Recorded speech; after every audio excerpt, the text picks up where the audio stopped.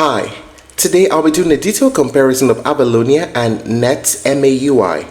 These two frameworks are built on completely different philosophies, and choosing the wrong one can seriously affect your performance, development speed, and even long-term scalability. So in this video, I'll break down everything clearly: what they are, how they work, their features, the pros and cons, the pricing, and finally, which one is actually better depending on your use case. Let's get started. .NET MAUI stands for Multi-Platform App UI, and it's Microsoft's official framework for building cross-platform applications. With MAUI, you can write your app once in C# and it gets mapped to native controls on each platform. So for example, a button on Android becomes a native Android button, and a button on iOS becomes a UIKit button. On Windows, it uses WinUI. This means MAUI is heavily native control driven.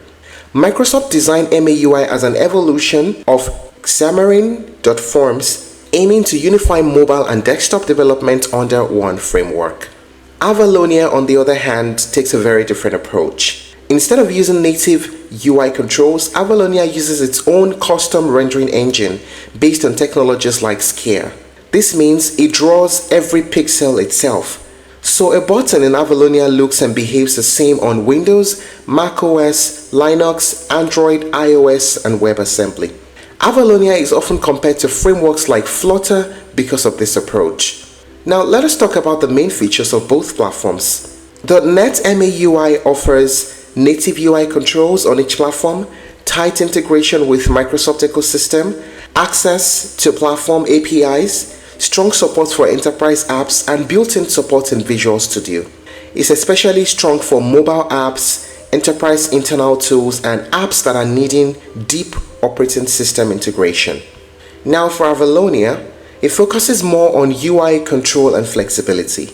There's consistent UI across all platforms, WPF-like XAML structure, advanced styling system, custom rendering engine, desktop first but also supports mobile and web, and it shines in desktop applications, cross-platform SaaS tools, UI heavy applications, apps requiring consistent branding across platforms, and lots more.